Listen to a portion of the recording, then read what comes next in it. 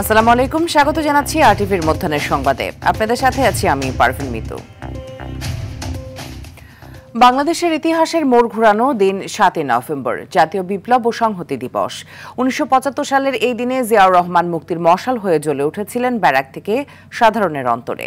মুজিব সরকারের অদূরদর্শিতা আর অব্যবস্থাপনার অন্ধকারে আশার আলো দেখান জিয়াউর রহমান, যদিও পরবর্তীতে তার স্মৃতি মুছে ফেলতে হয়েছে নানা ষড়যন্ত্র।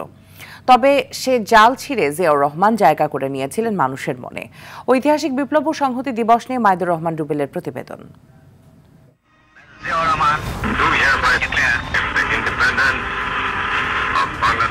মেজর জিয়াউর রহমানের এই ঘোষণায় বাংলার মানুষ প্রতিরোধের দেয়াল গড়ে তোলে পাকিস্তানের বিরুদ্ধে। শুরু হয় মুক্তিযুদ্ধ, অথচ মুক্তিযুদ্ধের অন্যতম নায়ককে খলনায়ক বানানোর এমন কোনো চেষ্টা নেই যা করেনি স্বৈরাচার শেখ হাসিনা সরকার।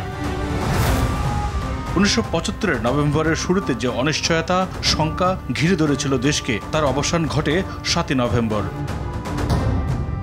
রেডিওতে যখন জিয়াউর রহমানের মুক্তির খবর প্রচার হতে থাকে, বাড়তে থাকে তার জনপ্রিয়তা। প্রদীপের আলোয় চলে আসেন তিনি। জাসদের কর্নেল তাহের জিয়ার কাঁধে বন্দুক রেখে ক্ষমতার পাখি শিকার করতে চেয়েছিলেন।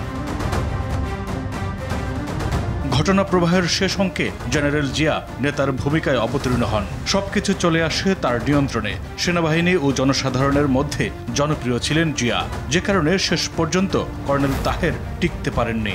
জাতির উদ্দেশ্যে দেয়া বার্তায় জিয়াউর রহমান বলেছিলেন, দেশের ক্রান্তিলগ্নে গণপ্রজাতন্ত্রী বাংলাদেশের চিফ মার্শাল ল অ্যাডমিনিস্ট্রেটর ও সেনাবাহিনীর প্রধান হিসেবে দায়িত্বভার গ্রহণ করতে হয়েছে। আওয়ামী লীগের সরকারের না থাকার কারণে দেশে একটি প্রশাসনিক শূন্যতা ছিল।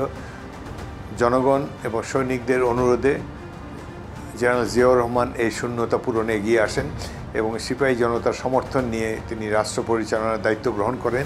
৩ নভেম্বরের অভ্যুত্থানের পর দেশের পরিস্থিতি যখন জটিল হয়ে ওঠে, তখন ৭ নভেম্বর অবধারিত হয়ে পড়ে সিপাহী বিপ্লবের। চরম অস্থিরতা আর অনিশ্চয়তার মধ্যে জিয়াউর রহমান শক্ত হাতে হাল ধরেন বলে জানান বিএনপি মহাসচিব। কিছু দেশপ্রেমিক কর্মকর্তা তারা প্রথম বিদ্রোহটা করে, তারা তখন জিয়াউর রহমানকে অ্যারেস্ট করে, হাউস অ্যারেস্ট করে রেখে দিয়ে তারা একটা তারা ঘটিয়ে রেভলিউশন করার চেষ্টা করে, সিপাহীরা সেটাকে বন্ধ করে। তো সেই জন্য এটা একটা বড় টার্নিং পয়েন্ট। তো সেই টার্নিং পয়েন্টটা ছিল towards independence and sovereignty of Bangladesh. ৭ নভেম্বর জিয়াউর রহমানের সমর্থনে সামরিক বাহিনীর সদস্যদের পাশাপাশি রাজপথে নেমে আসেন সাধারণ মানুষ। শুধু স্বাধীনতার ঘোষণাই নয়, স্বাধীনতা যুদ্ধের শুরুতে জিয়াউর রহমান বিদ্রোহ করে রণাঙ্গনে লড়াই করেন। ভাগ্য সাহসীদের সঙ্গেই থাকেন। ১৯৭৫ নভেম্বরে তার বন্দিদশা থেকে মুক্তি রাষ্ট্র ক্ষমতার চূড়ান্ত ধাপে এগিয়ে দেয়। মাইদুর রহমান রুবেল, আরটিভি, ঢাকা। আবারও গণতন্ত্র ধ্বংসের চক্রান্ত চলছে বলে মন্তব্য করেছেন বিএনপি মহাসচিব মির্জা ফখরুল ইসলাম আলমগীর। বিপ্লব ও সংহতি দিবস উপলক্ষে রাজধানীর শেরেবাংলা নগরে দলের প্রতিষ্ঠাতা শহীদ রাষ্ট্রপতি জিয়াউর রহমানের সমাধিতে শ্রদ্ধা নিবেদন শেষে মন্তব্য করেন মির্জা ফখরুল। বলেন, যত ষড়যন্ত্র চলুক, ৭ নভেম্বরের মতো ঐক্যবদ্ধ থেকে সামনের দিকে বিএনপি এগিয়ে যাবে। উল্লেখ করে মির্জা ফখরুল বলেন, ৭ নভেম্বর আধিপত্যবাদের ষড়যন্ত্রকে বানচাল করে শহীদ রাষ্ট্রপতি জিয়াউর রহমানকে গৃহবন্দী থেকে মুক্ত করে রাষ্ট্র ক্ষমতার দায়িত্ব দেন এদেশের মুক্তিকামী মানুষ। মহাসচিব বলেন, শহীদ জিয়া আধুনিক বাংলাদেশের ভিত রচনা করেছিলেন বলেই দেশের মানুষের কাছে তিনি এত জনপ্রিয়।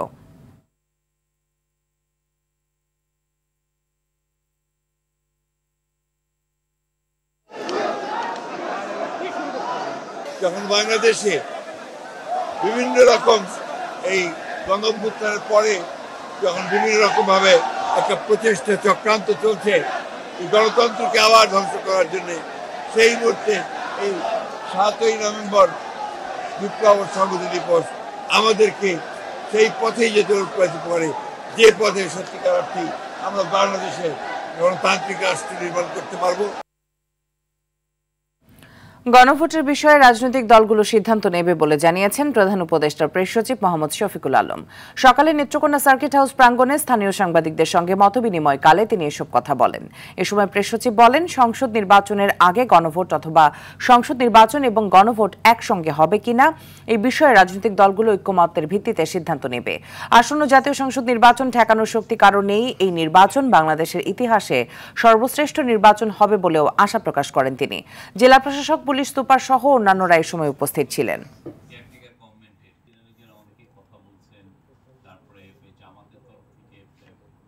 বাংলাদেশে যে আগে একটা পলিটিক্যাল সমস্যা হয়েছিল যেটা কেয়ারটেকার গভর্নমেন্টের, সেটা থেকে উত্তরণ হয়ে বাংলাদেশের ডেমোক্রেসি একটা সলিড ফাউন্ডেশন পাবে। ইন্টারিম গভর্নমেন্টই থাকবে, ইন্টারিম গভর্নমেন্টের আন্ডারেই এই ইলেকশনটা হবে, এটা খুবই ক্লিয়ার। এই ইলেকশনের বাংলাদেশের ইতিহাসে one of the best election হবে।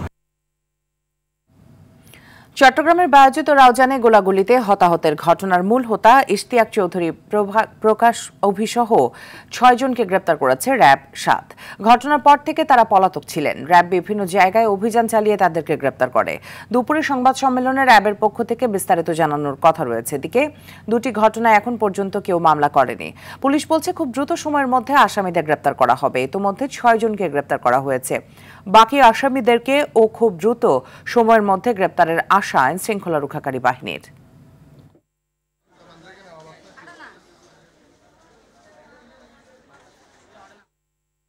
জাতীয় ঐক্যমত্য কমিশনের আপ্যায়ন বাবদ ৮৩ কোটি টাকা ব্যয়ের তথ্য সম্পূর্ণ ভিত্তিহীন ও মিথ্যাচার বলে জানিয়েছেন অন্তর্বর্তী সরকার। বৃহস্পতিবার রাতে প্রধান উপদেষ্টার ফেসবুক পেজে দেয়া পোস্টে বলা হয়, সম্প্রতি মহল বিশেষের পক্ষ থেকে সংঘবদ্ধ অপপ্রচার করা হচ্ছে।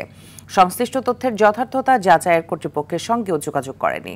১৫ ফেব্রুয়ারি কার্যক্রম শুরুর পর ২০২৪-২০২৫ এবং ২৫-২৬ অর্থ বছরে কমিশনের সর্বমোট বাজেট ছিল ৭,২৩,৩১,০২৬ টাকা। এর বিপরীতে ৩১ অক্টোবর পর্যন্ত কমিশনের ব্যয় হয়েছে ১,৭১,৩১,১২৬ টাকা, যা মোট বরাদ্দের ২৩.৪৬%। বরাদ্দের বড় অংশ ব্যয় হয়েছে আলোচনাকালে প্রতিদিন কমিশনের উদ্যোগে রাজনৈতিক দলের প্রতিনিধি, সাংবাদিক, কমিশনের কর্মকর্তা কর্মচারী এবং নিরাপত্তা কর্মীদের আপ্যায়নে।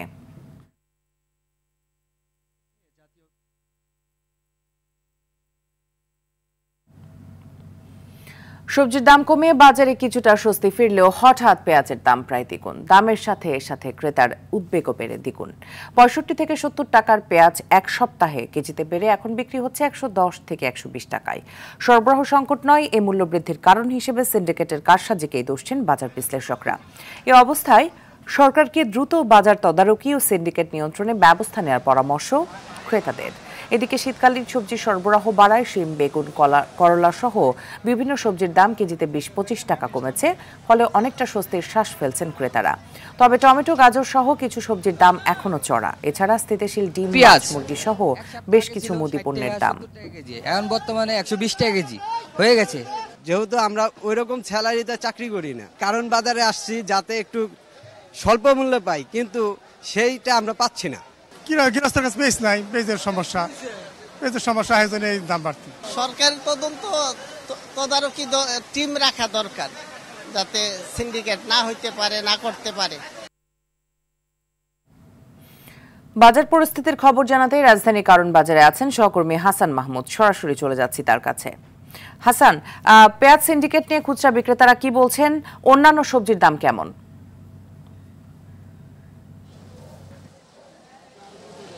জি মিতু, আপনি যেমনটি বলছিলেন, পেঁয়াজ সিন্ডিকেট নিয়ে কিন্তু বিক্রেতারা বলছেন এখানে কোনো সিন্ডিকেট নেই, এটা সরবরাহ সংকটের কারণে এই দাম বৃদ্ধি পেয়েছে। কিন্তু বাজার বিশ্লেষকরা কিন্তু বলছেন যে সরবরাহ সংকট নয়, এর পিছনে সিন্ডিকেটই মূল দায়ী। এছাড়া আমরা বাজারে শীতকালীন যে সবজি, সেই সবজির দাম কিন্তু অনেকটা কমে এসেছে।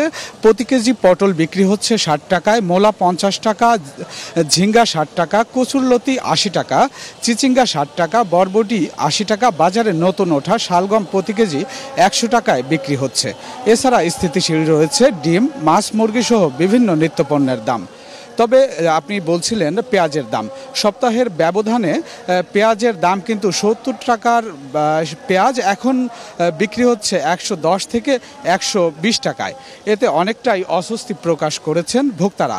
তাদের দাবি, নিয়মিত বাজার মনিটরিংয়ের পাশাপাশি সরকারের কঠিন নজরদারি থাকলে বাজারের এই দাম অনেকটাই কমে আসবে। তবে ভোক্তারা বলছেন যে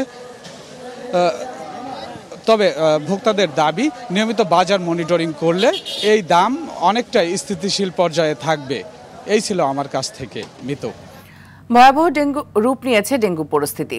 চলতি সপ্তাহে প্রাণঘাতী এডিস মশার কামড়ে ডেঙ্গু জ্বরে আক্রান্ত হয়ে মারা গেছে 29 জন। এর মধ্যে গত 24 ঘন্টায় মারা গেছেন 5 জন। নিহতের 3 জন ঢাকা দক্ষিণ সিটির, একজন উত্তর সিটি কর্পোরেশন এবং একজন ময়মনসিংহের। এ সময় হাসপাতালে ভর্তি হয়েছেন 1034 জন। এর মধ্যে 681 জন পুরুষ এবং 353 জন নারী। স্বাস্থ্য অধিদপ্তরের বিজ্ঞপ্তিতে এসব তথ্য জানানো হয়েছে। এর মধ্যে সবচেয়ে বেশি 200 জন আক্রান্ত হয়েছে ঢাকা উত্তর সিটি কর্পোরেশন এলাকায়। সিটি কর্পোরেশনের বাইরে ঢাকা জেলায় 188 জন এবং ঢাকা দক্ষিণ সিটিতে 171 জন। এবছর মোট মৃতের সংখ্যা দাঁড়িয়েছে 307 জনে।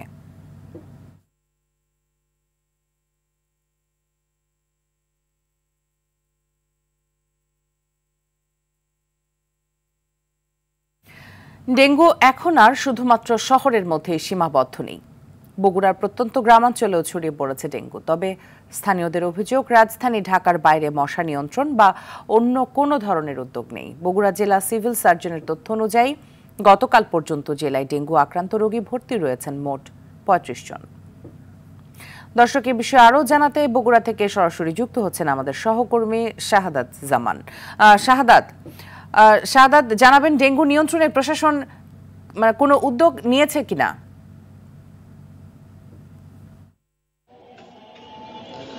মিতু, আপনাকে ধন্যবাদ।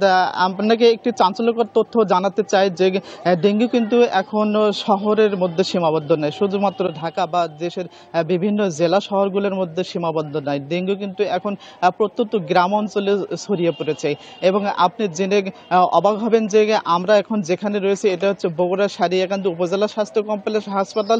এই হাসপাতালে 4 জন রোগী ভর্তি আছেন ডেঙ্গুর। এই 4 জনই কিন্তু তারা গ্রামের বাসিন্দা এবং 4 জনের মধ্যে 3 জনই কিন্তু স্টুডেন্ট। 3 জনের ভিতরে একজন 10ম শ্রেণীতে পড়ে, একজন 5ম শ্রেণীতে পড়ে আর একজন হচ্ছে 7ম শ্রেণীতে পড়ে। তো তাদের সাথে আমরা কথা বলে জেনেছি তাদের পরিবারের কারোরই কিন্তু গ্রাম ছেড়ে ঢাকায় কিংবা গ্রামের বাইরে যাওয়ার কোনো হিস্ট্রি তারা কিন্তু পাননি, কিন্তু তাদেরকে ডেঙ্গু হয়েছে এবং এখানে একজন নারীও কিন্তু ভর্তি রয়েছেন।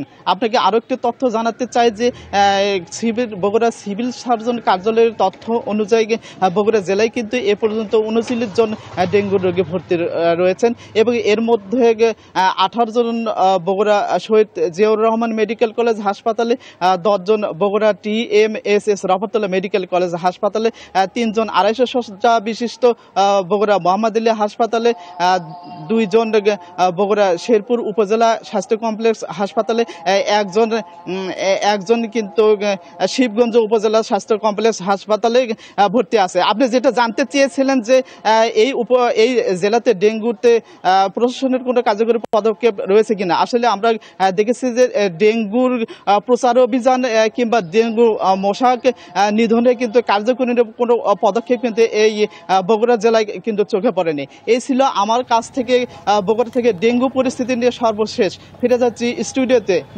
অসংখ্য ধন্যবাদ আপনাকে আমাদের সাথে যুক্ত হওয়ার জন্য। ব্রাহ্মণবাড়িয়ার সরাইলে ট্রাক চাপায় অটোরিকশার 2 আরোহী নিহত হয়েছেন। সকালে উপজেলার বড্ডাপাড়া এলাকায় দুর্ঘটনা ঘটে। নিহতরা হলেন অটোরিকশা চালক মোহাম্মদ ইউসুফ ও যাত্রী মুসলিম মিয়া। তাদের বাড়ি ব্রাহ্মণবাড়িয়া সদর উপজেলার মৈন্দ গ্রামে। সরাইল থানার ভারপ্রাপ্ত কর্মকর্তা মোর্শেদুল আলম জানান, সকাল 6:15টার দিকে মুসলিম মিয়া সবজি কেনার জন্য অটোরিকশায় করে বাজারের দিকে যাচ্ছিলেন। এ সময় সরাইল নাসির নগর সড়কে বিপরীত দিক থেকে আসা মাছবাহী একটি ট্রাক অটোরিকশাটিকে চাপা দেয়। এতে ঘটনাস্থলে অটোরিকশা চালক ও যাত্রী নিহত হন। ওসি আরও জানান, নিহতদের মরদেহ থানায় রাখা হয়েছে, ঘাতক ট্রাকটি জব্দ করা হয়েছে। এ ঘটনায় আইনগত ব্যবস্থা প্রক্রিয়াধীন রয়েছে।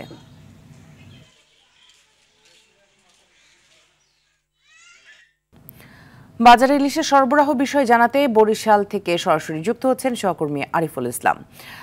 আরিফ, জানাবেন সমুদ্র থেকে ট্রলারগুলো ফিরে এসেছে কিনা, আর বরিশালে মাছ বাজারের কি অবস্থা দেখছেন?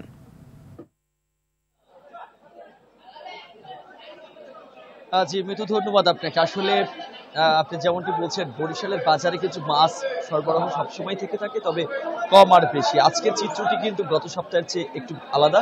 আমরা এমনটি দেখেছি আজকে এখানে এসে যেটি দেখলাম সেটা হচ্ছে বরিশালের মিঠাপাড়ির মাছ কিন্তু অনেকটাই উঠেছে এবং সমুদ্র থেকে যেই 22 দিনের নিষেধাজ্ঞা ছিল, সমুদ্রে যেই ট্রলারগুলো গিয়েছিল সেগুলো কিন্তু আসতে শুরু করেছে এবং ধীরে ধীরে প্রতিদিন একটু দুটি করে আসছে, হয়তো আগামী সপ্তাহ থেকে আরো বেশি করে আসবে। একটু দেখাতে চাই যে বরিশালের এই যে পোর্ট রোড বাজারের হাল চিত্রটি সকাল থেকে কিন্তু প্রচুর এখানে ক্রেতা ছিল এবং আমরা এখানে এসে এবং তথ্যটি পেয়েছি যে বরিশালের যে কীর্তনখোলা নদী, কালাবদর, আশপাশের যে নদীগুলো, এই নদীর মাছ ইতিমধ্যেই উঠতে শুরু করেছে, যেহেতু মিঠা পানির মাছ, সুতরাং এক্ষেত্রে চাহিদাটাও বেশি, ক্রেতারাও এখানে বেশি আসছে। দামটা কিন্তু গত সপ্তাহের চেয়ে অনেকটাই আমরা এখানে কম দেখছি।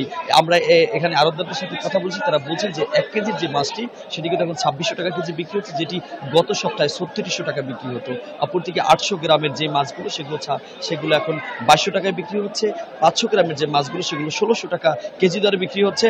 তো বরিশালের যে বাজারটি সেটি হলো একদিকে যেমন মাছ উঠছে, অপরদিকে ক্রেতাও কিন্তু বাড়ছে। তবে এখন সমুদ্রের মাছ যে পর্যন্ত বেশি না আসবে সে পর্যন্ত আসলে দাম আরো নিয়ন্ত্রণ করা সম্ভব নয়, তবে সমুদ্রের মাছ আসলে নিয়ন্ত্রিত হবে। মিতু, এখন পর্যন্ত ইলিশের বাজার ছিল এতটুকু। অসংখ্য ধন্যবাদ আপনাকে আমাদের সাথে যুক্ত হওয়ার জন্য। মধ্যাহ্নের সংবাদ এ পর্যন্তই। দুপুরের সংবাদ 2:45 দেখার আমন্ত্রণ রইল। ধন্যবাদ সবাইকে।